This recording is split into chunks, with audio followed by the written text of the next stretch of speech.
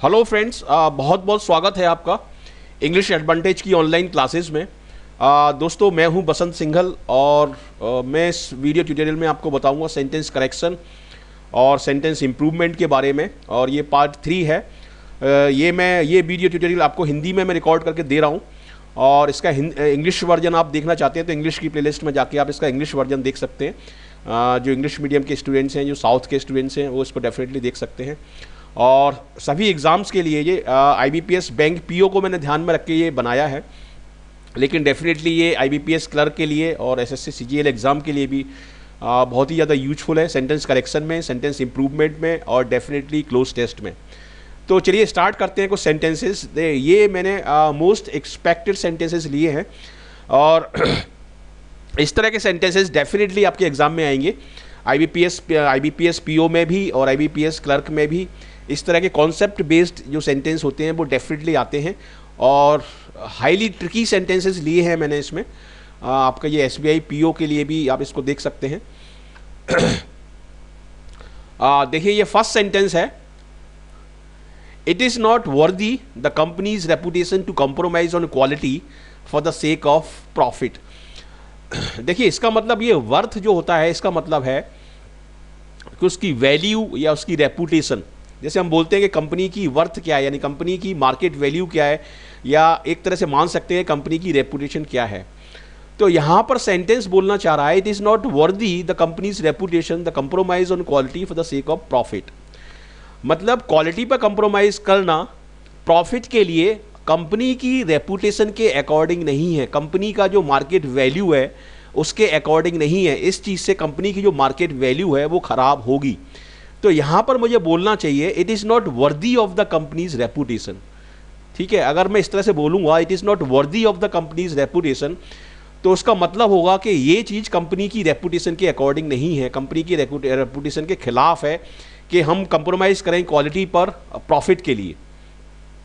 तो यहाँ पर आपको लगाना पड़ेगा ऑफ, यहाँ पर आपको लगाना पड़ेगा of, worthy of. Worthy of मतलब उसके योग्य या उसके लायक। तो इसमें आपका ए आपका जो होगा वो एरर होगी, क्योंकि ये वाले पार्ट में आपका सॉरी, ये गलती है इसमें। और अब देखिए सेकंड सेंटेंस में क्या है,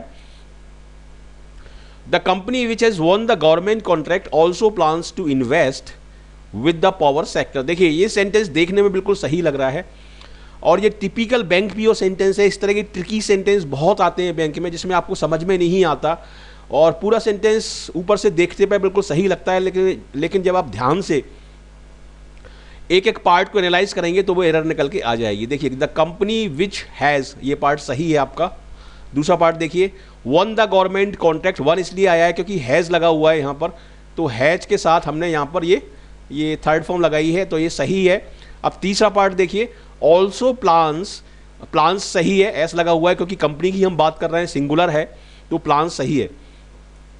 also plans to invest with the power sector. देखिए, जब हम इन्वेस्ट करते हैं तो हम किसी चीज़ में इन्वेस्ट करते हैं। देखिए, अब मैं क्या बोल रहा हूँ, किसी चीज़ में इन्वेस्ट करना, तो यहाँ पर आपको बोलना पड़ेगा also plans to invest in the power sector. यहाँ पर इन प्लेस ऑफ विद आपको बोलना पड़ेगा इन द पावर सेक्टर।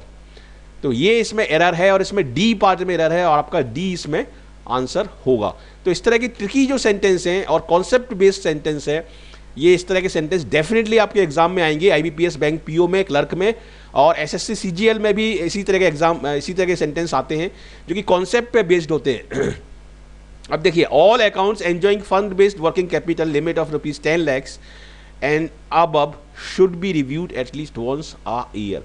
ये क्वेश्चन जो है ये SBI बैंक PO का क्वेश्चन है और बहुत ट्रिकी क्वेश्चन है। इसमें आप पता नहीं लगा पाएंगे कि कहाँ पर इसमें गलती है।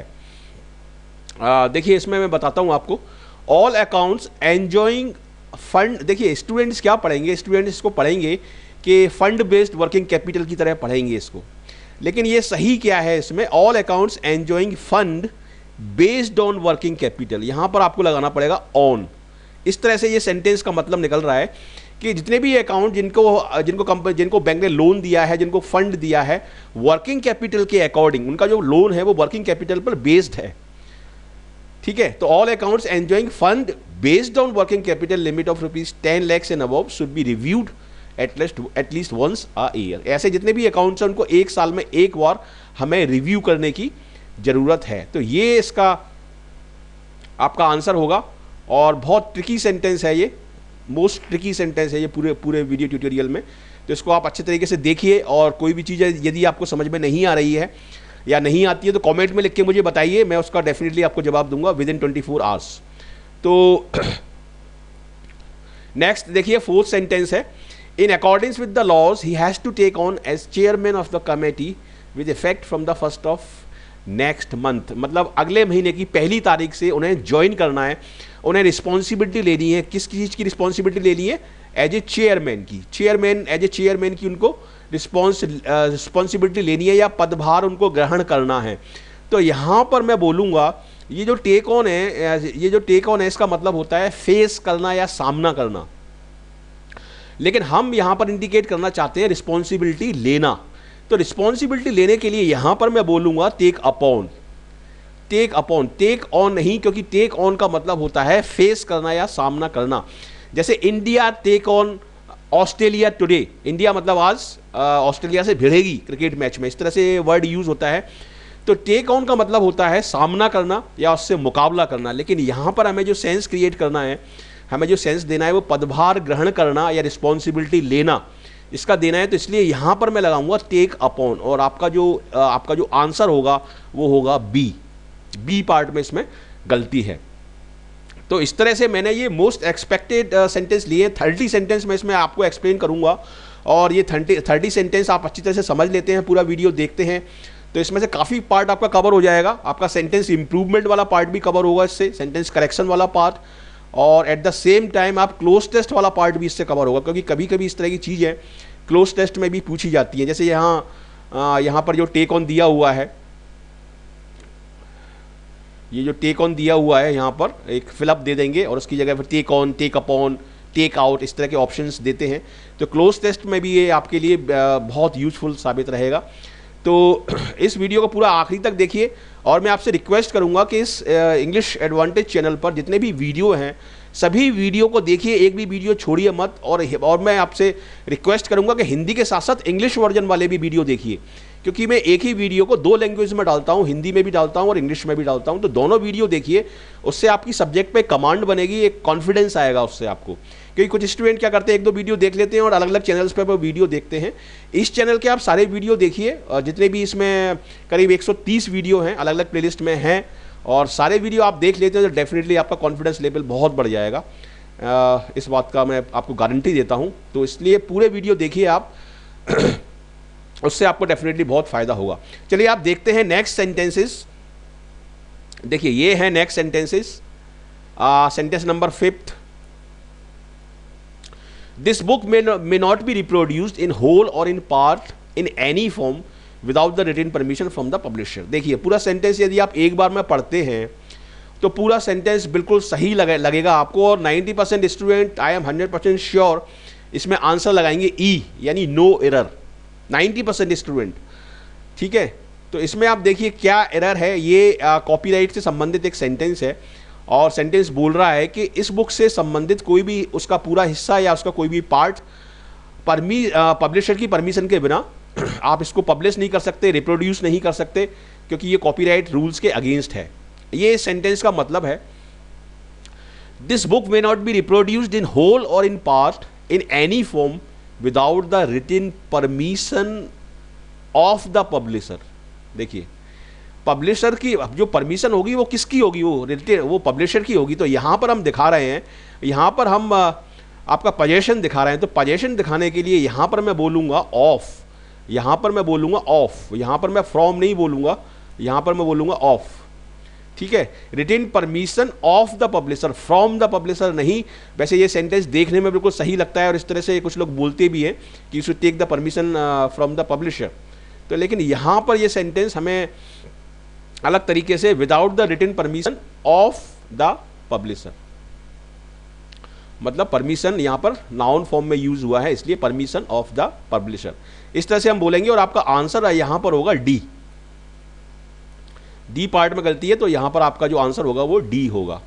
तो बहुत ट्रिकी सेंटेंस है। और देखिए सेम इसी तरह का sentence, scenes from the film had to be censored before it was released, मतलब रिलीज होने से पहले कुछ फिल्म के जो कुछ सीन्स थे उनको काटना पड़ा। हैड टू का मतलब है कि हमें ऐसा करना पड़ा पास्ट में, ये पास्ट कंपल्सन के लिए आता है हैड टू, और प्रेजेंट कंपल्सन के लिए आता है हैज टू और हैव टू सिंगुलर और प्लूरल के लिए। लेकिन पास्ट टू हैड टू आता है आपका पास्ट कंपल्सन को इंडिकेट करने के लिए कि हमें ऐसा करना पड़ा, हमें ऑफिशियली ऐसा करना पड़ा, उसके लिए आता है हैड टू। और हैड टू कॉमन है सिंगुलर प्लूरल के लिए, दोनों के लिए ही हम हैड टू यूज करते हैं। तो यहां पर भी हम जो बोलेंगे, यहां पर भी पोजेशन का केस है, सीन ऑफ द फिल्म बोलेंगे हम, यहाँ पर सीन फ्रॉम द फिल्म नहीं बोलेंगे, क्योंकि सीन किससे बिलोंग करते हैं, सीन फिल्म को बिलोंग करते हैं। Scene belong to the film and scene are of the film, तो इसलिए हम यहाँ पर बोलेंगे सीन ऑफ द फिल्म। बहुत ट्रिकी सेंटेंस है, और ये सारे सेंटेंस मैंने आपका पीओ एग्जाम के लिए लिए हैं, आईबीपीएस बैंक पीओ, लेकिन क्लर्क एग्जाम में भी डेफिनेटली ये आ सकते हैं, और एसएससी सीजीएल एग्जाम में भी डेफिनेटली ये आ सकते हैं। अब देखिए ये sentence, in the latest statistics China supplies more than 90% of the steel imported by India. India जितना भी स्टील इंपोर्ट करती है उसका 90% चाइना सप्लाई करता है। ये हमने बात किसके अकॉर्डिंग बोली है, ये हमने बात बोली है लेटेस्ट स्टैटिस्टिक्स के अकॉर्डिंग। तो अकॉर्डिंग वर्ड आ रहा है, तो इसलिए यहाँ पर मैं बोलूँगा इन नहीं बोलूँगा, यहाँ पर या तो मैं फ्रॉम बोल सकता हूँ या मैं बोल सकता हूँ as per the latest statistics. तो यहाँ पर मैं एज पर बोल सकता हूँ, इन नहीं बोल सकता। इन मैं तब बोलूँगा जब मैं इस पार्ट को सेंटेंस के आखिरी में लगाऊंगा, जैसे this has been mentioned, this figure has been mentioned in the latest statistics. इस तरह से इस पार्ट को जब मैं सेंटेंस के एंड में लगाऊंगा तब ये सही होगा, लेकिन अभी ये गलत है। शुरुआत में मैं या तो एज पर बोलूँगा या फिर बोलूँगा फ्रॉम द लेटेस्ट स्टैटिस्टिक्स। इस तरह से मैं इस सेंटेंस को बोलूँगा, और इसमें आपका एरर जो होगी वो होगी ए, ये पार्ट आपका गलत है इसमें।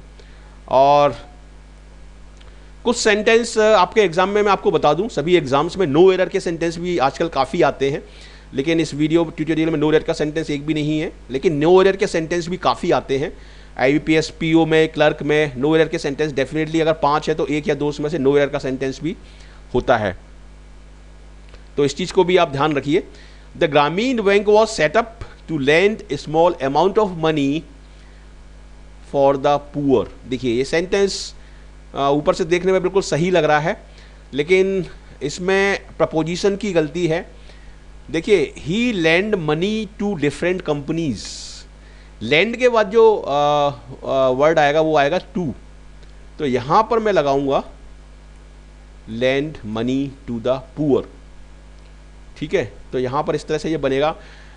कुछ पर्टिकुलर वर्ड्स के बाद इंग्लिश में कुछ पर्टिकुलर प्रपोजिशन आते हैं जिनको हम बोलते हैं वर्ड प्रपोजिशन कॉम्बिनेशंस। कुछ वर्ड्स के बाद प्रपोजिशन नहीं आता, जैसे रीच के बाद कोई प्रपोजिशन नहीं आता, एंटर के बाद कोई प्रपोजिशन नहीं आता, बहुत सारे वर्ड हैं। आपका डिस्कस के बाद कोई प्रपोजिशन नहीं आता, और कुछ वर्ड्स के बाद पर्टिकुलर प्रपोजिशंस आते हैं, जैसे प्रोहिबिट के बाद फ्रॉम आता है, एब्सटेन के बाद फ्रॉम आता है, डिबार के बाद फ्रॉम आता है, इस तरह से इन्वाइटेड के बाद टू आता है। तो इस तरह से लैंड के बाद यहाँ पर हम लगाएंगे टू, तो इसलिए इसमें डी पार्ट में आपका गलती है और डी पार्ट इसका आपका आंसर है। चलिए नेक्स्ट पार्ट देखते हैं। owing the new policy we feel that the target set for this year may not be achieved। मतलब सेंटेंस बोल रहा है कि पॉलिसी के कारण ये जो नई पॉलिसी आई है, इस पॉलिसी के कारण हमें ये लगता है कि इस साल के जो टारगेट सेट हुए हैं उनको अचीव नहीं किया जा सकता। तो इस चीज़ के कारण, और यहाँ पर मैं बोलना चाह रहा हूँ इस चीज़ के कारण, तो कारण को दिखाने के लिए जो वर्ड होता है, जो फ्रेज होता है, वो होता है ओइंग टू। ये ओइंग नहीं होता, ओइंग एक अलग वर्ड है जिसका मतलब होता है कोई चीज़ के लिए किसी का कर्जदार होना। OWE, ओ भी एक वर्ड होता है। जैसे यदि मैं बोलूँ आई ओ 100 रुपीज़ टू यू, इसका मतलब मैं 100 रुपीज़ का कर्जदार हूँ और मेरे को 100 रुपये आपको देना है, मेरे को 100 रुपये आपको देना है। I owe 100 rupees to you. और अगर मैं बोलूँ कि you owe 100 rupees to me, मतलब आपको 100 रुपीज़ मेरे को देना है, ये इसका मतलब होता है ओ का। लेकिन यहाँ पर हमें लगाना है बिकॉज ऑफ का सेंस। तो बिकॉज ऑफ का सेंस क्रिएट होगा ओइंग टू से, owing to the new policy we feel that the targets set for this year may not be achieved। तो इसका आंसर आपका होगा ए पार्ट में गलती है तो इसमें आपका ए आंसर होगा। चलिए हम देखते हैं नेक्स्ट सेंटेंस, ये है आपका सेंटेंस नंबर 10। इसको एनालाइज करते हैं और देखते हैं कहाँ पर इसमें गलती है, और यदि आप कॉन्सेप्ट्स को समझते हैं कि किस तरह से कोई चीज़ इन्फोर्स होती है, किस तरह से ग्रामेटिकल पार्ट अप्लाई होते हैं, तो डेफिनेटली आपका क्लोज टेस्ट वाला पार्ट, आपका सेंटेंस इंप्रूवमेंट वाला पार्ट और सेंटेंस करेक्शन वाला पार्ट सारे ये कवर हो जाएंगे आपके। देखिए, since the lack of man power we can not conduct the survey in rural areas. हम सेंटेंस ये बोलना चाह रहा है कि मैन पावर, लैक का मतलब होता है कमी, और मैन पावर की कमी की वजह से हम रूरल एरियाज में सर्वे नहीं कर सकते। ठीक है, वी कैन नॉट, हाँ कर सकते। तो यहाँ पर भी वही रीज़न है जो ऊपर वाला सेंटेंस में है, because of the lack of man power we can not conduct the survey in rural areas. तो यहाँ पर मैं बोलूँगा बिकॉज ऑफ, सिंस नहीं आएगा, इसीलिए इसमें ए पार्ट में गलती है। चलिए सेंटेंस नंबर 11 देखते हैं। The board's decision has provided employees with the opportunity to acquire up to 100 share by the company. इसका मतलब ये है कि बोर्ड का जो डिसीजन है उसने एम्प्लॉइज़ के लिए एक अपॉर्चुनिटी क्रिएट की है कि वो कंपनी के 100 शेयर ले सकते हैं। देखिए मेरी वर्डिंग पर ध्यान दीजिए, कंपनी के शेयर्स, कंपनी के द्वारा शेयर्स नहीं, कंपनी के शेयर्स की बात हो रही है यहाँ पर। तो यहाँ पर मैं लगाऊंगा shares of the company, 100 shares of the company. Very very tricky sentence, और ये टिपिकल बैंक पीओ सेंटेंस है। इस तरह के सेंटेंस बहुत आते हैं आपके एग्जाम में, तो इस वीडियो को पूरा आप देखिए एंड तक। मैं और आपको सेंटेंस बताऊंगा, करीब 30 सेंटेंस मैंने लिए हैं इसमें। तो मुझे उम्मीद है ये 11 वाला सेंटेंस आपको समझ में आ गया होगा, और यदि समझ में नहीं आया है, कोई दिक्कत है, तो आप कमेंट में लिख के मुझे बताइए, मैं उसका सॉल्यूशन आपको भेजूंगा। क्वेश्चन नंबर 12 देखिए, our efforts are aim to bring about a reconciliation for both the parties. देखिए इसमें कुछ ऐसे वर्ड आए हैं, हो सकता है कुछ स्टूडेंट्स को, बहुत सारे स्टूडेंट्स ऐसे होंगे जो इस सेंटेंस का मतलब नहीं निकाल पाएंगे। देखिए इसीलिए मैं कहता हूं कि आपको इंग्लिश का पार्ट यदि निकालना है तो आपकी वोकैबलरी बहुत अच्छी होनी चाहिए, वोकैबलरी पे आपका बहुत अच्छा कमांड होना चाहिए। और इस चैनल पर बहुत सारे मैंने वीडियो डाले हैं वोकैबलरी के, जिसमें मैंने इंग्लिश में भी बताया है, हिंदी में भी बताया है, एग्जाम्पल दे के भी बताया है। बहुत सारे फ्रेजल वर्ब्स के वीडियो हैं इस चैनल पर, और आपका इडियम्स के हैं। तो उनको सभी को आप पहले देखिए, तब आपको थोड़ा सा कॉन्फिडेंस आएगा और तब आप कर पाएंगे इंग्लिश वाला पार्ट। और इंग्लिश वाला पार्ट बहुत स्कोरिंग पार्ट होता है, यदि आप उसमें अच्छा कमांड है तो आप डेफिनेटली बहुत अच्छा स्कोर कर सकते हैं। देखिए our efforts are aim to bring about का मतलब है कॉज टू हैपन, किसी काम को होना, किसी काम को होने के लिए करना, इसका ये मतलब है कॉज टू हैपन। और रिकंसिलिएशन का मतलब है कि दो पार्टीज में समझौता कराना, उसको बोलते हैं रिकंसिलिएशन। तो हमारे जो प्रयास हैं वो इस चीज़ पर एम्ड हैं, उनका एम ये है कि हम दोनों पार्टियों के बीच में समझौता कराएं या उनको अपीज कराएं, उनको शांत कराएं। तो ये इसका मतलब है। ब्रिंग अबाउट एक फ्रेज है, एक फ्रेजल वर्ब है, और जिसका मतलब है कॉज टू हैपन, उस चीज़ को लाना, मतलब ब्रिंग अबाउट का ये मतलब है उस चेंज को लाना। तो यहाँ पर जो फ्रेज होगा वो होगा एम्ड एट, एम्ड टू नहीं होगा, एम्ड एट होगा। और चूंकि ये प्रपोजिशनल फ्रेज है, एम एट, प्रपोजिशनल फ्रेजेस के बाद यहाँ पर मैं लगाऊंगा वर्ब की आईएनजी फॉर्म। तो ये सेंटेंस बन जाएगा, our efforts are aimed at bringing about a reconciliation for both the parties. इस तरह से ये सेंटेंस बन जाएगा। तो यहाँ पर मैं लगाऊंगा एट और यहाँ पर मैं बोलूँगा ब्रिंगिंग अबाउट। तो आपका जो आंसर होगा वो होगा बी, क्योंकि बी पार्ट में, इस पार्ट में गलती है। नेक्स्ट सेंटेंसेस देखते हैं। They haven't fully considered the impact that relaxing these guidelines is likely to have with the company। देखिए क्या सेंटेंस बोलने की कोशिश कर रहा है, they haven't fully considered, उन्होंने पूरी तरीके से इस चीज़ को कंसीडर नहीं किया है। किस चीज़ को कंसीडर नहीं किया है कि रिलैक्सिंग दीज गाइडलाइंस, यदि इन गाइडलाइंस को हम रिलैक्स कर दें तो इसका इम्पैक्ट कंपनी के ऊपर क्या पड़ेगा, ये इसका मतलब है। यदि हम इन गाइडलाइंस को, यदि हम इन रूल्स रेगुलेशन को रिलैक्स कर दें तो इसका इम्पैक्ट जो होगा वो कंपनी के ऊपर क्या पड़ेगा, ये इसका मतलब है। तो देखिए मैं क्या बोल रहा हूं कि कंपनी के ऊपर, कंपनी पर बोल रहा हूं मैं, तो इसलिए यहां पर मैं लगाऊंगा ऑन, कंपनी पर क्योंकि मैं बोल रहा हूं इसलिए यहां पर ऑन आएगा। They haven't fully considered the impact that relaxing these guidelines. देखिए यहां पर जो इम्पैक्ट डालने वाली जो नाउन है वो जेरेंड फॉर्म में है। रिलैक्सिंग दीज गाइडलाइंस को रिलैक्स करने का जो इम्पैक्ट पड़ेगा कंपनी पर वो क्या होगा उसकी बात हो रही है यहाँ पर, ठीक है। तो relaxing these guidelines likely to have on the company, with the company नहीं आएगा यहाँ पर, तो इस तरह से इसमें आपका आंसर होगा डी। और इस तरह के सेंटेंस डेफिनेटली आपके एग्जाम में आएंगे, IBPS बैंक PO में, आपका प्री में भी और मेंस में भी। बहुत इंपॉर्टेंट ट्रिकी सेंटेंसेस हैं। नेक्स्ट सेंटेंस देखते हैं। Coal mines constitute a major percentage of the sources which cause damage on the environment, ठीक है। तो यहां पर यदि ऑन नहीं आएगा यहां पर, which cause damage to the environment, cause damage to the environment में यहां पर लगाऊंगा। ऑन में तब लगाता जब मैं किसी इम्पैक्ट वगैरह की बात कर रहा होता कि इसका इम्पैक्ट इस चीज़ पर पड़ेगा, इस चीज़ पर पड़ेगा, जैसे impact of pollution on the environment, तो तब मैं ऑन लगाऊंगा यहाँ पर बोल रहा हूँ मैं which cause damage to the environment, तो इसलिए आपका जो आंसर होगा वो होगा डी। ये पार्ट इसमें आपका गलत है। नेक्स्ट सेंटेंस देखिए। In our experience people usually value things that they have to pay of more than those that they receive free of cost. इस सेंटेंस का पहले तो हम मतलब जानेंगे कि इस सेंटेंस का मतलब क्या है। इस सेंटेंस का मतलब ये है कि हम लोगों को जो फ्री की चीज़ें मिलती हैं और जो पैसे दे के जो चीज़ें मिलती हैं, तो जो चीज़ें हम पैसे दे के खरीदते हैं उनको हम ज़्यादा वैल्यू करते हैं वनिस्पत उन चीज़ों के जो हमें फ्री में मिल जाती हैं, और ये बात काफ़ी हद तक सही भी है। तो जिन चीज़ों को हम पैसे दे के खरीदते हैं, देखिए in our experience people usually value things that they have to pay for, you have to pay for this. तो यहाँ पर मैं लगाऊंगा जिन चीज़ों के लिए, यहाँ पर वर्ड आ रहा है लिए, जिन चीज़ों के लिए उनको पैसा देना पड़ता है उन चीज़ों की वो लोग ज़्यादा वैल्यू करते हैं वनिस्पत उन चीज़ों की जिन चीज़ों के लिए उनको पैसा नहीं देना पड़ता, दे रिसीव फ्री ऑफ कॉस्ट। तो यहाँ पर मैं लगाऊंगा पे for, they have to pay for more than those that they receive free of cost.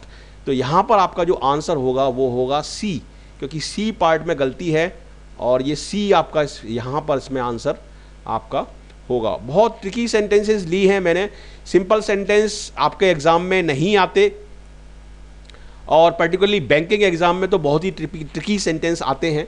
तो ये आपका IBPS बैंक PO के लिए मैंने वीडियो बनाया है, इसको पूरा आप एंड तक देखिए। Over 80 from us feel that if we had taken some corrective measures earlier the crisis could have been averted। एक वर्ड इसमें आया है एवर्टेड मतलब उसको टाला जा सकता था, उसको रोका जा सकता था। देखिए यदि इसका मीनिंग आपको नहीं पता है एवर्टेड का, तो आप इसका सेंस नहीं निकाल पाएंगे। इसलिए मैं बार बार कहता हूं कि अपनी वोकैबुलरी बहुत सॉलिड करिए, आप डेली न्यूज़पेपर पढ़िए, और न्यूज़पेपर की यदि वोकैबुलरी आपको याद करनी है तो द हिंदू से अच्छा इंडिया में कोई न्यूज़पेपर नहीं है। द हिंदू पढ़िए, आप पूरी वोकैबुलरी को अच्छी तरह से पढ़िए और एक ही अखबार को कई बार पढ़िए, बार बार पढ़िए एक ही अखबार को, एक टॉपिक उठाइए और इस एक टॉपिक को आप जब तक पूरा समझ में नहीं आ जाए उसका सेंस निकाल के पढ़िए। देखिए एक होती है रीडिंग और एक होता है रीडिंग कॉम्प्रीहेंशन। तो आपको रीडिंग कॉम्प्रीहेंशन करना है, ना कि केवल रीडिंग। मतलब वो चीज़ जो आप पढ़ रहे हैं वो आपको समझ में आनी चाहिए, उसके वर्ड सारे आपको समझ में आने चाहिए, तब वो फ्रूटफुल रहेगी रीडिंग आपके लिए। ऐसे ही आपने सुपरफिशियल पढ़ लिया तो कोई उसका यूज़ नहीं है। तो द हिंदू आप पढ़िए और सारे आर्टिकल का मतलब उसका निकालिए, जो जो वर्ड उसमें से निकल के आ रहे हैं वो उनको आप नोट करते जाइए और उन वर्ड्स को आप सीखिए, तब आपकी इंग्लिश इम्प्रूव होगी बहुत ज़्यादा। तो यहाँ पर देखिए ओवर 80, इस सेंटेंस का मतलब क्या है? इस सेंटेंस का मतलब ये है कि हम में से 80 से ज़्यादा लोग, हम जितने भी लोग हैं, सपोज हम 100 लोग हैं, तो 100 में से 80 से ज़्यादा लोग ये फील करते हैं कि यदि हमने कोई करेक्टिव मेजर, यदि हमने कोई उपाय अपना लिया होता पहले ही, तो इस चीज़ को रोका जा सकता था, इस आपदा को रोका जा सकता था या टाला जा सकता था, ये इसका मतलब है।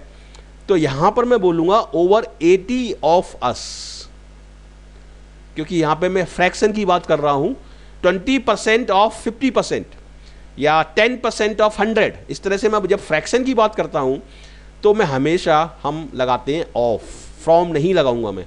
ओवर 80 ऑफ अस यहाँ पे मैं बोलूँगा, हम में से 80 से ज़्यादा लोग ये बिलीव करते हैं कि यदि करेक्टिव मेजर्स ले लिए गए होते तो उस क्राइसिस को रोका जा सकता था। ये इसका सेंटेंस है और यहाँ पर मैं लगाऊंगा ओवर 80 ऑफ अस, और इसमें गलती आपकी होगी, इसमें आपका जो आंसर होगा वो होगा ए पार्ट में गलती है, तो आंसर इसमें ए होगा आपका। नेक्स्ट सेंटेंसेस देखते हैं। He offered to donate a handsome sum to the fund relief fund. He offered सही है, टू डोनेट सही है, हैंडसम सम सही है। हैंडसम सम उसने दिया, लेकिन किस चीज़ के लिए दिया या किस चीज़ में दिया, ये सेंटेंस बोलना चाह रहा है। तो यहाँ पर मैं बोलूँगा, यहाँ पर either I can say he offer to donate a handsome sum for the food relief fund या in the food relief fund, उस तरह से ये सेंटेंस सही हो जाएगा। तो इसमें आपका डी आपका आंसर होगा, क्योंकि इस वाले पार्ट में आपका गलती है। Handsome sum in the food relief fund, उसने हैंडसम सम दिया, एक अच्छा पैसा दिया, फूड रिलीफ फंड के लिए दिया या फंड में दिया, तो इस यहाँ पर मैं लगाऊंगा इन या फॉर। सेंटेंस 18th देखिए। The student which you had thought so highly of has failed to pass the exam. क्या मतलब है इस सेंटेंस का? इस सेंटेंस का मतलब है कि वह स्टूडेंट, वह छात्र जिसके बारे में आपने काफ़ी तारीफ़ की थी, वह एग्ज़ाम में फेल हो गया है, ये इस सेंटेंस का मतलब है। तो लेकिन आपको पता होना चाहिए कि हम लिविंग थिंग्स के लिए क्या लगाते हैं, लिविंग थिंग्स के लिए हम लगाते हैं हु या हुम, विच नहीं लगाते, विच हम लगाते हैं थिंग्स के लिए। तो इसलिए इसमें आपका आंसर होगा ए पार्ट में इसमें गलती है। A group of some colorful words migrate from the southern part of the country to the northern part during summer. बहुत इंपॉर्टेंट सेंटेंस है ये। और देखिए इस तरह के सेंटेंस आपके एग्ज़ाम में बहुत आते हैं, जिसमें क्या करते हैं एग्जामिनर, जो सब्जेक्ट होता है उस सब्जेक्ट को या तो मॉडिफाई कर देता है या बहुत लंबा कर देता है। तो स्टूडेंट ये नहीं समझ पाते कि इस चीज़ का सब्जेक्ट क्या है, और हमें जो वर्ब लगानी होती है यहाँ पर वो सब्जेक्ट के अकॉर्डिंग लगानी पड़ती है। इसको हम बोलते हैं इंग्लिश में सब्जेक्ट वर्ब एग्रीमेंट। मतलब वर्ब जो लगेगी वो सब्जेक्ट के अकॉर्डिंग लगेगी। यदि सब्जेक्ट सिंगुलर है तो वर्ब सिंगुलर लगेगी, यदि सब्जेक्ट प्लूरल है तो वर्ब प्लूरल लगेगी। वर्ब में जब हम एस लगाते हैं प्रेजेंट सिंपल टेंस में, तो वो होती है सिंगुलर वर्ब। सिंगुलर वर्ब को इंडिकेट करने के लिए हम प्रेजेंट सिंपल टेंस में सभी वर्ब्स में एस या ई एस लगाते हैं। कुछ वर्ब्स में हम एस लगाते हैं, कुछ वर्ब में हम ई एस लगाते हैं, और इस तरह से आपका ये डिसाइड होगा। तो इसमें आप सब्जेक्ट देखिए क्या है, a group of some colourful words. कुछ कलरफुल वर्ड्स का एक समूह यहाँ पर सब्जेक्ट है, ना कि कलरफुल वर्ड्स। तो इसलिए ये जो वर्ब होगी आपकी माइग्रेट, ये आपको लिखना पड़ेगी सिंगुलर में। और सिंगुलर आप इसको कैसे बनाएंगे, सिंगुलर आप बनाएंगे इसको एस लगा के। तो यहाँ पर आपको बोलना पड़ेगा माइग्रेट्स, माइग्रेट्स बोलेंगे आप यहाँ पर। A group of some colorful words migrates from the southern part of the country to the northern part during summer।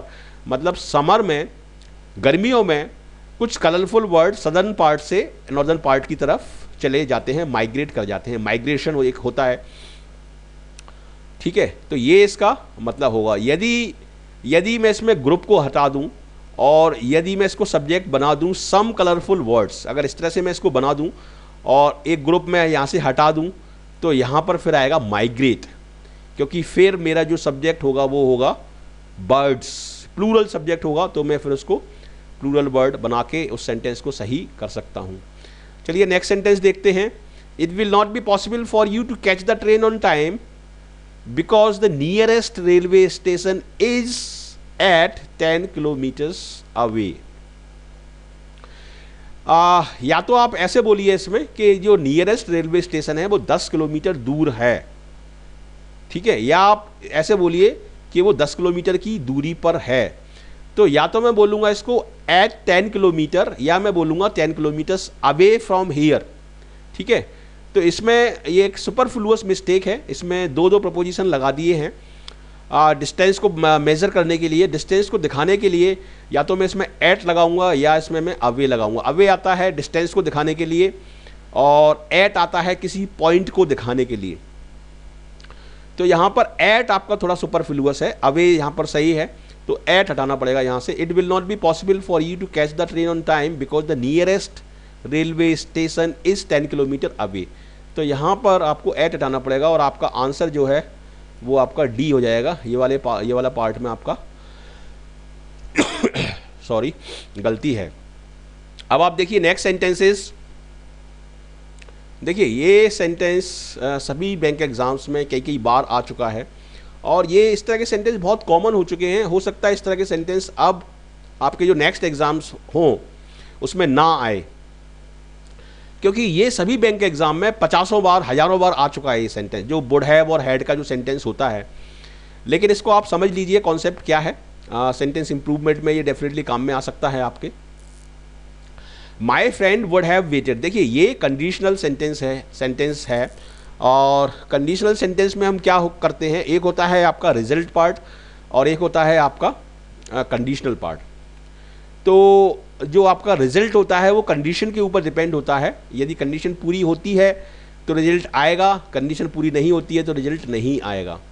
तो इस तरह से कंडीशंस होती हैं इंग्लिश में। और ये पास्ट कंडीशन है, इसमें पास्ट अनफुलफिल्ड कंडीशन इसको बोलेंगे हम, जिसमें हम हैड और वुड हैव का प्रयोग करते हैं। तो हैड का प्रयोग हम करते हैं कंडीशनल पार्ट में और वुड हैव का प्रयोग करते हैं हम रिजल्ट पार्ट में। तो इस सेंटेंस का मतलब क्या है, my friend would have waited for you at the station. मेरे फ्रेंड ने स्टेशन पर वेट किया होता यदि उसको पता होता कि तुम आने वाले थे। ये सेंटेंस का मतलब है। तो कंडीशनल पार्ट में मैं यहाँ पर इसका जो रिजल्ट पार्ट है, ये इसका रिजल्ट पार्ट है, my friend would have waited for you at the station. ये पूरा का पूरा आपका रिजल्ट पार्ट है और ये आपका कंडीशनल पार्ट यहाँ से शुरू हो रहा है ये। तो कंडीशन पार्ट में मैं लगाऊंगा had. If my friend would have waited for you at the station if he knew that you had come. If he knew that you had come, तो यहाँ पर ये वुड यहाँ पर गलत है। और इस तरह के सेंटेंस, ये कॉन्सेप्ट मैं आपको बता रहा हूँ, ये मोस्ट इंपॉर्टेंट सेंटेंस है। इसमें देखिए यहाँ पर वुड हैव की जगह विल हैव कर सकते हैं, शैल हैव कर सकते हैं, यहाँ पर आपका हैड की जगह हैज़ कर सकते हैं। तो इस तरह से there can be a multiple mistakes in these kind of sentences. और यदि आपको कॉन्सेप्ट क्लियर है पूरा तो किसी भी पार्ट में गलती हो आप आराम से उसको निकाल सकते हैं। तो इसको मैंने आपको डिटेल में बता दिया है। यदि आपको कोई प्रॉब्लम है इसको समझने में तो मुझे कमेंट में लिख के भेजिए, मैं उसका आंसर आपको दूंगा। While providing such facilities online make it convenient and easily accessible to customer, we face several challenges. देखिए इसका मतलब क्या है, इसका मतलब ये है कि एक तरफ तो इस तरह की फैसिलिटी देना कस्टमर के लिए बहुत कन्वीनियंट है और कस्टमर के लिए इस तरह की चीज़ों को एक्सेस करना बहुत सिंपल है, लेकिन इस तरह की चीज़ों को अप्लाई करने में हमें बहुत चैलेंजेस आते हैं, बहुत प्रॉब्लम्स आती हैं। तो while providing such facilities online, देखिए यहाँ पर सब्जेक्ट क्या है, प्रोवाइडिंग सच फैसिलिटीज़, और प्रोवाइडिंग क्या है, जेरेंड, और जेरेंड होता है सिंगुलर, क्योंकि जेरेंड बताता है एक प्रोसेस को या एक एक्शन को। वाइल प्रोवाइडिंग सच फैसिलिटी, इस तरह की फैसिलिटीज़ को देने की क्रिया, इस तरह की फैसिलिटीज़ को, इस तरह की सुविधाओं को देने की एक क्रिया। तो एक क्रिया मैं बोल रहा हूँ, तो यहाँ पर जो सब्जेक्ट है वो सिंगुलर है, तो इसलिए यहाँ पर मैं वर्ब जो लगाऊंगा वो सिंगुलर लगाऊंगा, इसमें मैं एस जोड़ूंगा। तो यहाँ पर मैं लगाऊंगा while providing such facilities online makes it convenient and easily accessible to customers, we face several challenges in applying it. तो इस तरह से ये सेंटेंस होगा। तो यहाँ पर आपका आंसर क्या होगा, आंसर होगा आपका बी। नेक्स्ट सेंटेंस देखिए, the criminals yielded for the temptation and fell into the police trap from which escape was impossible. इस सेंटेंस का मतलब क्या है कि जो क्रिमिनल्स थे, जो अपराधी थे, वो टेम्पटेशन यानी लालच में आ गए और पुलिस का एक ट्रैप था, पुलिस ने एक जो जाल बिछाया था उस जाल में फंस गए और उस जाल से निकलना उनके लिए असंभव था। ये सेंटेंस का मतलब है। ये आईबीपीएस बैंक पीओ का ये सेंटेंस है। बैंक पीओ में ये सेंटेंस ऑलरेडी आ चुका है। तो द क्रिमिनल्स यहाँ पर मैं लगाऊंगा, यहाँ पर वही गलती है आपकी, वर्ड प्रपोजिशन की यहाँ पर गलती है। Word followed by certain prepositions, certain words in English are followed by certain prepositions. इसको आप ध्यान रखिए हमेशा। द क्रिमिनल यील्डेड टू, यहाँ पर मैं बोलूँगा, यहाँ पर फॉर नहीं बोलूँगा। द क्रिमिनल यील्डेड टू मतलब क्रिमिनल्स ने उस लालच के सामने और जो पुलिस ने जो जाल बिछाया था उसमें फंस गए और उसके सामने समर्पण कर दिया। ईल्ड का मतलब होता है समर्पण करना, तो ईल्डेड टू मैं बोलूँगा यहाँ पर और ईल्डेड फॉर नहीं बोलूँगा और यहाँ पर आपका आंसर होगा ए। चलिए नेक्स्ट सेंटेंस देखते हैं। Numerous people in India are dying from hunger but the government seems to be ignorant of the fact. मतलब काफ़ी सारे लोग इंडिया में भूख से मर रहे हैं क्योंकि उनकी इनकम नहीं है, लेकिन गवर्नमेंट ऐसा लगता है कि इस फैक्ट के बारे में पूरी तरीके से अनजान है, इग्नोरेंट है। तो यहाँ पर मैं बोलूँगा डाइंग ऑफ हंगर, क्योंकि हंगर एक नेचुरल चीज़ है और नेचुरल डिजीज़ या और हंगर भी एक नेचुरल है। तो इसलिए मैं नेचुरल चीज़ों से पहले, जैसे बीमारी है और आपका हंगर है, इनसे पहले मैं ऑफ लगाऊंगा। और यदि एक्सीडेंटल कोई डेथ वगैरह होती है तो उसके लिए मैं लगाता हूँ आपका फ्रॉम। तो एक्सीडेंट वगैरह के लिए हम फ्रॉम लगाते हैं, लेकिन नेचुरल जो चीज़ है जैसे हंगर या डिजीज़, इसके लिए मैं लगाऊंगा ऑफ। तो इसको इस तरह से समझिए। इसमें आपकी जो गलती होगी, आपका जो आंसर होगा वो होगा बी। चलिए कुछ और सेंटेंस देखते हैं। सेंटेंस नंबर नेक्स्ट देखिए, sentence number 25। The invitation card says that Saurabh marries to Priya next month. Invitation card में लिखा है कि सौरभ प्रिया से शादी करेगा अगले महीने। तो यहाँ पर देखिए मैरिड के बाद मैं टू लगाता हूँ, लेकिन मैरिड के बाद टू कब आता है? जब मैं इजएमआर या वॉज वर का प्रयोग करता हूँ तब आएगा इसमें मैरिड के बाद टू। जैसे I was married to her, she was married to me. देखिए इजएमआर में लगा रहा हूँ इसमें और या वॉज वर लगा रहा हूँ, तब मैरिड के बाद टू आएगा। ठीक है, तो इसमें मैं इजएमआर और वॉज वर का प्रयोग नहीं कर रहा हूँ, सिंपल सेंटेंस है ये, तो इसलिए इसमें टू नहीं आएगा। इसमें मैं बोलूँगा the invitation card says that Saurabh marries Priya, इसमें टू नहीं आएगा। टू का प्रयोग तब होता है जब मैं इजएमआर का प्रयोग करता हूँ, जिसको हम इंग्लिश में बोलते हैं टू बी। ठीक है, इसमें विद भी नहीं आएगा। यदि यहाँ पर विद लगा हुआ है तो वो भी गलती होगी और टू होगा तो वो भी गलती होगी। टू में लगाऊंगा केवल इजएमआर के साथ। नेक्स्ट सेंटेंस देखिए, while Sohan was returning from university a Rafiyan attacked on him with A dagger. Sentence का मतलब क्या है? जब सोहन यूनिवर्सिटी से विश्वविद्यालय से लौट रहा था तो एक रफियन ने, एक गुंडे ने उसके ऊपर अटैक किया एक भाले से, एक डैगर से, एक बड़ा सा चाकू होता है उससे उसने अटैक किया। तो इसमें तीन वर्ड आए हैं जो थोड़े से कठिन है। एक रफियन आया है, दो वर्ड आए हैं, एक रफियन और एक डैगर। तो डैगर तो एक अटैक करने का एक वेपन होता है, चाकू जैसा होता है डैगर। और एक रफियन यानी जो एंटी सोशल एलिमेंट्स होते हैं, गुंडे जो होते हैं, उनको हम बोलते हैं रफियंस। तो यहाँ पर एक सुपरफ्लुअस मिस्टेक बन रही है इसमें। जैसे मैंने आपको बताया था कि अटैक के बाद, आपका एंटर के बाद, रीच के बाद और डिस्कस के बाद, ये चार वर्ड मैंने बताए हैं। इनके बाद ग्रामर के हिसाब से कोई भी प्रोपोजिशन नहीं आता।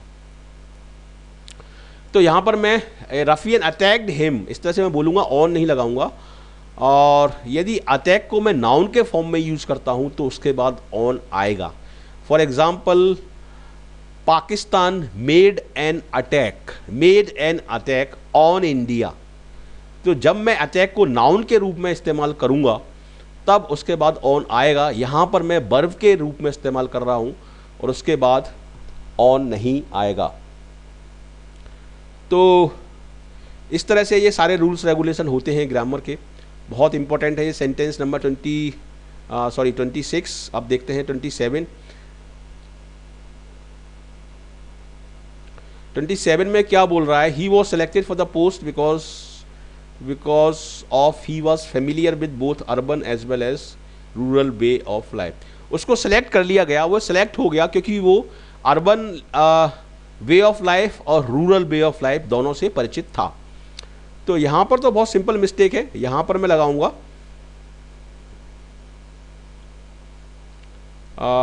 लगाऊंगा बिकॉज। यहाँ पर ऑफ जो है वो थोड़ा सा रिडेंडेंट है, एक्स्ट्रा है। He was select for the post because he was familiar. देखिए यहाँ पर मैं दो सेंटेंसेस को जोड़ रहा हूँ, ही was selected for the post और ही वॉज फेमिलियर, ये दो सेंटेंसेस को जोड़ रहा हूँ। तो यहाँ पर आपको कनेक्टर चाहिए और कनेक्टर होता है बिकॉज। तो बिकॉज इसलिए आप लगाएंगे यहाँ पर, और ये बिकॉज ऑफ के बाद आप लगाएंगे नाउन। बिकॉज ऑफ के बाद हमेशा नाउन आती है, जैसे because of his absence, because of his absence we could not do a particular thing. तो इस तरह से सेंटेंस बिकॉज ऑफ के बाद आप नाउन लगाएंगे, लेकिन यहाँ पर दो सेंटेंसेस को आपको जोड़ना है, एक तरफ है एक्शन और एक तरफ है reason.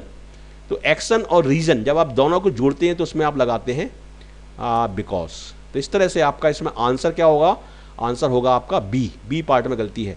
Mister Patil had approach the bank for a loan to finance his son education. Mister Patil ने अप्रोच किया है बैंक को लोन लेने के लिए, वो लोन लेना चाहते हैं। किसके लिए लोन वो लेना चाहते हैं, अपने बेटे की एजुकेशन के लिए। देखिए मेरे शब्दों पर आप ध्यान दीजिए, अपने बेटे की एजुकेशन के लिए। तो यहाँ पर मुझे चाहिए अपॉस्ट्रॉफी एस, सन्स एजुकेशन यहाँ पर मैं बोलूँगा और यहाँ पर मैं अपॉस्ट्रॉफी एस लगाऊंगा। ये सन यहाँ पर गलत है, सन्स एजुकेशन। नेक्स्ट सेंटेंस देखें, the company has launched a creative marketing campaign to reach for its rural customers. तो इस सेंटेंस में क्या गलती हो सकती है देखते हैं। द कंपनी हैज लॉन्च्ड, यहाँ तक सही है। अ क्रिएटिव मार्केटिंग कैंपेन, ये बात सही है। To reach its rural customer, reach के बाद प्रपोजिशन नहीं आता, to reach its rural customer. और एक फ्रेज होता है रीच आउट फॉर, वो एक फ्रेज है रीच आउट फॉर, लेकिन यहाँ पर तो केवल वर्ब है, तो इसलिए हम रीच के बाद यहाँ पर फॉर नहीं लगाएंगे। नेक्स्ट सेंटेंस देखिए, mister Singh son has applied for the post of assistant manager. You apply for some post, you do not apply to the post but you apply for the post. आप किसी post के लिए apply करते हो, post को apply नहीं करते, इसलिए यहाँ पर आपका आप बोलेंगे mister Singh son has applied for the post. तो इसमें आपका बी, आपका ये वाला जो पार्ट है ये गलत है आपका, और इसमें आंसर होगा आपका बी। तो इस तरह से आपको मैंने 30 सेंटेंस बताए हैं, और 30 के 30 सेंटेंस मोस्ट इंपॉर्टेंट सेंटेंस हैं आपके सभी नेक्स्ट फोर्थकमिंग एग्जाम के लिए। और ये पार्ट आपका सेंटेंस करेक्शन और सेंटेंस इंप्रूवमेंट क्लोज टेस्ट में भी बहुत आपका काम में आएगा। तो यदि आपको यह वीडियो अच्छा लगा है तो इसको लाइक करिए, शेयर करिए और कमेंट करके मुझे बताइए ये क्या चीज़ आपको अच्छी लगी, क्या चीज़ आपको अच्छी नहीं लगी। फ्रैंकली मुझे आप बताइए और मैं आपके कमेंट का जवाब दूंगा। और फिर से मैं एक बार रिक्वेस्ट करूंगा कि इस चैनल पर जितने भी वीडियो हैं प्लीज़ सारे वीडियो देखिए। मैंने ये वीडियो आप लोगों के लिए ही बनाए हैं और टोटली फ्री है ये वीडियो, कोई चार्जेज नहीं है इन वीडियो का। और हिंदी वाले और इंग्लिश वाले आप दोनों देखिए, भले ही आप हिंदी मीडियम के स्टूडेंट हैं लेकिन इंग्लिश वाले वीडियो भी देखिए, उससे आपका एक ग्रैस्प बनेगा सब्जेक्ट पर, एक कमांड बनेगी, उससे एक कॉन्फिडेंस आएगा। तो सारे वीडियो आप देखिए और इस चैनल के बारे में जितने ज़्यादा लोगों को आप बता सकते हैं प्लीज़ आप बताइए, अपने कॉलीग्स को, अपने नेबर को, अपने फ्रेंड्स को, ताकि उन लोगों का भी फ़ायदा हो। क्योंकि बहुत सारे ऐसे स्टूडेंट्स होंगे जिनको इस चैनल के बारे में पता नहीं होगा, और इस चैनल पे हम उनकी जो जैसे बहुत सारे स्टूडेंट गरीब स्टूडेंट होते हैं, कोचिंग्स वगैरह अफोर्ड नहीं कर पाते, तो इस चैनल को से जुड़ के डेफिनेटली वो फ़ायदा उठा सकते हैं। और डेफिनेटली आप जब दूसरों का भला करेंगे तो डेफिनेटली आपका भला होगा ही होगा। इसलिए दूसरों का प्लीज़ भला करिए, इस चैनल के बारे में दूसरों को ज़रूर बताइए। आपके जो फ्रेंड सर्कल में जितने भी लोग हैं, रिलेटिव हैं और आपके कॉलीग्स हैं, जितने भी हैं, उनको प्लीज़ ज़रूर बताइए आप। ये मेरी लिंक्स हैं कुछ, और इसमें मैंने वीडियो की लिंक दी है सारी, फेसबुक की है, और आपका एक ग्रुप है इंग्लिश एडवांटेज ग्रुप फेसबुक पर, उसको आप ज्वाइन कर सकते हैं। ठीक है, इसमें मेरा जो चैनल है उसकी भी लिंक दी हुई है, सारे मोस्ट पॉपुलर वीडियो की लिंक दी हुई है, और ये सारी लिंक्स मैं आपको डिस्क्रिप्शन में दे दूंगा, वहाँ से आप इनको आप शेयर कर सकते हैं और वहाँ से आप ये सारे वीडियो आप देख सकते हैं। So thank you very much once again for watching this video, and I wish you all the best for your bright future. Thank you.